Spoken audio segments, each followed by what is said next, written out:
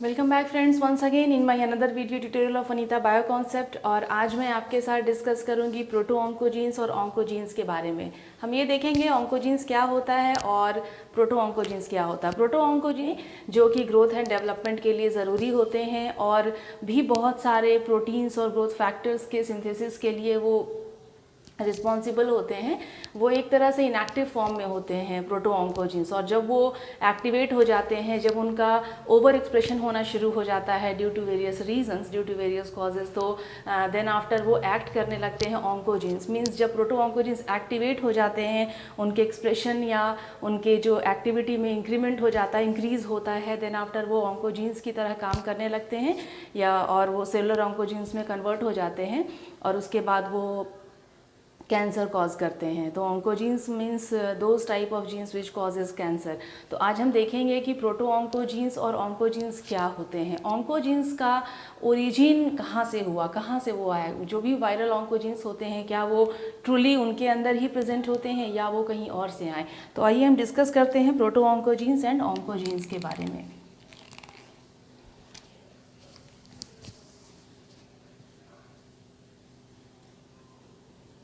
आज का टॉपिक है हमारा proto oncogenes and oncogenes. Okay, तो सबसे पहले मैं आपको ये बता दूं कि 1976 ईयर में अमेरिकन माइक्रोबायोलॉजिस्ट थे जिनका नाम था एच वैरमॉन्स और एम बिशप। ये दोनों ने ये एक रिमार्केबल कॉन्क्लूज़न, इसे हम कह सकते हैं, उन दोनों ने एक रिमार्केबल कॉन्क्लूज़न दिया। They concluded that, what was that remarkable conclusion? उन्होंने ये कहा कि जो भी वायरल ऑन्कोजीन्स होते हैं, जो हमने वायरल ऑन्कोजीन्स के बारे में डिस्कशन किया था अपने प्रीवियस वीडियो में, वायरल ऑन्कोजीन्स, वो वायरल ऑन्कोजीन्स जो होते हैं, these are not true viral genes. ये उनके अंदर के अपने जीन्स नहीं होते हैं। These are not true viral genes. ठीक है, तो फिर अब आता है सवाल कि ये ट्रू वायरल जीन्स जो है वो नहीं होते हैं। तो फिर आता है सवाल कि ये नॉर्मल, ये आए कहाँ से? ओके, अगर ये वायरसेस के अपने जीन्स नहीं हैं, देन फ्रॉम वेयर दे केम, कहाँ से आए? तो नॉर्मल जो भी ये नॉर्मल सेलुलर जीन्स हैं, नॉर्मल सेलुलर जीन्स होते हैं, तो फिर ये आए कहाँ से उनके अंदर? ठीक है, तो ये जो नॉर्मल सेलुलर जीन्स होते हैं जो कि ऑन्कोजीन्स में कन्वर्ट हो चुके हैं और वायरसेस के अंदर हैं, जिन्हें हम वायरल ऑन्कोजीन्स कह रहे हैं, वो एक्चुअली वायरसेस जो होते हैं वो इन ऑन्कोजीन्स को एक्वायर करते हैं। दे यूज टू एक्वायर इट। और ये एक्वायर कब करते हैं? जब वो किसी होस्ट के अंदर जाते हैं और उस होस्ट के अंदर वो डेवलप करते हैं, then they acquire these genes during their replication inside the host cell।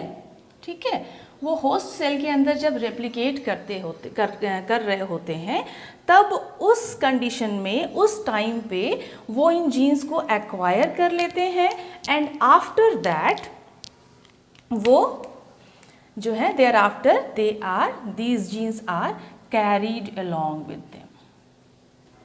वो उनके अंदर जो है वो आ जाते हैं। ठीक है, अब हम देखते हैं कि जो प्रोटो ऑन्कोजीन्स होते हैं, जो ऑन्कोजीन्स के नॉर्मल काउंटर पार्ट हैं, proto oncogenes,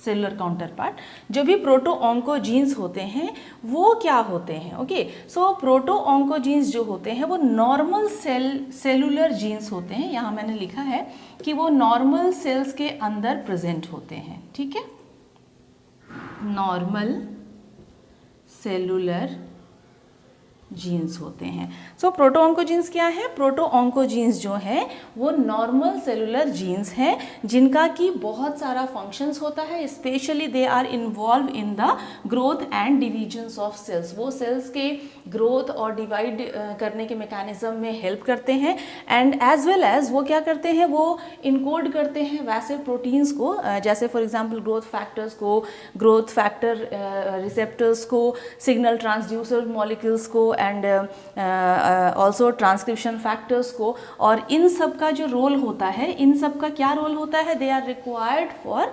proliferation, differentiation as well as survival. तो ये प्रोलिफरेट करने में, डिफरेंशिएट करने में एज वेल एज सर्वाइव करने में हेल्प करते हैं। और इन तीनों जो प्रोसेस है, इन तीन प्रोसेस के लिए जो भी ग्रोथ फैक्टर्स और प्रोटीन्स का रिक्वायरमेंट होता है वो कहाँ से इनकोड होकर आता है, कौन बनाता है उन्हें, which molecule is associated with the synthesis of these type of growth factors or proteins? Proto-oncogenes. So proto-oncogenes are nothing but the normal cellular genes जो कि हमारे बॉडी के ग्रोथ एंड डिवीजन्स के लिए, हमारे बॉडी के अंदर जो भी सेल्स होते हैं उनके ग्रोथ और डिवीजन के लिए वो काम करते हैं। So these are the proto oncogenes. अब ये जो नॉर्मल सेलुलर जीन्स होते हैं, अब जहाँ से रेट्रोवायरल ऑन्कोजीन्स ओरिजिनेट करते हैं, रेट्रोवायरल नॉर्मल सेलुलर जीन्स होते हैं और यहीं से रेट्रोवायरल ऑन्कोजीन्स जो हैं वो उनका ओरिजिन होता है। ओके, मैं अपने नेक्स्ट वीडियोस में इसका डिटेल बताऊंगी कि ये कैसे हो पा रहा है। बट दीज प्रोटो, और ये जो प्रोटो ऑन्कोजीन्स होते हैं वो इसलिए इतने बेनिफिशियल फंक्शंस कैरी कर पाते हैं क्योंकि ये अपने इनएक्टिव मोड में रहते हैं और जैसे ही इनका एक्टिवेशन होता है, जैसे ही इनके एक्टिविटी में या इनके एक्सप्रेशन लेवल में इंक्रीज होता है, then after these are being converted into oncogenes which are nothing but cancer causing genes। तब वो जो सेलुलर ऑन्कोजीन्स काउंटर पार्ट होता है उसमें वो कन्वर्ट हो जाते हैं। सो दिस इज, यहाँ पे ये आया बात कि भाई जो ऑन्कोजीन्स होते हैं, वायरल ऑन्कोजीन्स, वो उनके अपने जीन्स नहीं होते हैं, वो नॉर्मल सेलुलर जीन्स होते हैं जो कि कन्वर्ट हो जाते हैं ऑन्कोजीन्स में। और ये कैसे वायरसेस के अंदर आ जाते हैं? वायरसेस जो हैं इनको एक्वायर करते हैं जब वो होस्ट के अंदर जाते हैं इन्फेक्ट करने के लिए और वहाँ पे उनका रेप्लिकेशन होता है, उस टाइम पे वो उनको एक्वायर कर लेते हैं। ठीक है, अब हम आते हैं एक और इम्पॉर्टेंट ईयर जहाँ पे एक और इम्पॉर्टेंट जो हमें मिला था एक्सप्लेनेशन, वहाँ पे ये था कि जो दो साइंटिस्ट हुए R.J. हेबनर और G.J. टोडारो, इन दोनों ने क्या सजेस्ट किया? सो दे सजेस्टेड कि भाई प्रोटो ऑन्कोजीन्स के अंदर, प्रोटो ऑन्कोजीन्स में जो भी म्यूटेशंस हो रहे हैं या फिर जो भी जेनेटिक रीअरेंजमेंट हो रहे होते हैं, या तो म्यूटेशन या तो जेनेटिक रीअरेंजमेंट, तो इन दोनों चेंजेस की वजह से क्या होता है कि अच्छा, म्यूटेशन और जेनेटिक रीअरेंजमेंट्स जो है वो कैसे हो रहे हैं प्रोटो ऑन्कोजीन्स के अंदर? तो इनका 2-3 कारण हो सकता है। या तो कार्सिनोजेंस की वजह से, जो भी यहाँ पे म्यूटेशंस हो रहा है या फिर जो भी जेनेटिक रीअरेंजमेंट हो रहा है वो या तो कार्सिनोजेंस की वजह से हो सकते हैं या फिर वो वायरसेस की वजह से हो सकते हैं। ठीक है, वायरसेस की वजह से भी वो हो सकते हैं। तब क्या होता है कि प्रोटो ऑन्कोजीन के फंक्शंस में जो है वो चेंज आ जाएगा। प्रोटो ऑन्कोजीन्स का जो भी यहाँ पे फंक्शंस हम देख रहे हैं, that will be altered, that will be changed. तो यहाँ पे हमें चेंजेस देखने को मिलेंगे।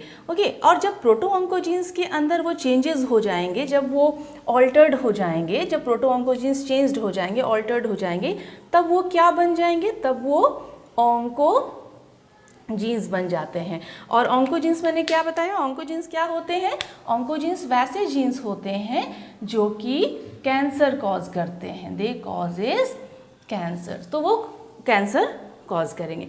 मीन्स हर वायरल ऑन्कोजीन का एक सेलुलर काउंटर पार्ट होता है। ओके, हर वायरल ऑन्कोजीन जो है उनका एक सेलुलर काउंटर पार्ट है जिन्हें हम प्रोटो ऑन्कोजीन्स कहते हैं। तो प्रोटो ऑन्कोजीन्स जो है वो कैंसर कॉज नहीं कर रहे हैं। प्रोटो ऑन्कोजीन्स हमारे बॉडी के ग्रोथ एंड डेवलपमेंट के लिए इंपॉर्टेंट होते हैं। डिफरेंशिएशन, प्रोलिफरेशन, सर्वाइवल सब जो होता है वो प्रोटो ऑन्कोजीन्स की वजह से हो रहा है। These are the normal cellular counterpart. लेकिन जब यही प्रोटो ऑन्कोजीन्स एक्टिवेट हो जाते हैं, उनका एक्टिवेशन हो जाता है आइदर म्यूटेशन की वजह से या जेनेटिक रीअरेंजमेंट की वजह से या फिर क्रोमोसोमल ट्रांसलोकेशन की वजह से या फिर इंसर्शनल एक्टिवेशन भी होता है, तो इन सारे रीजंस की वजह से जो है वो प्रोटो ऑन्कोजीन्स एक्टिवेट होते हैं और वो ऑन्कोजीन्स में कन्वर्ट हो जाते हैं and then after those oncogenes are responsible to cause cancer. मैं अपने नेक्स्ट वीडियो में activation of proto oncogenes into oncogenes के बारे में बात करूंगी,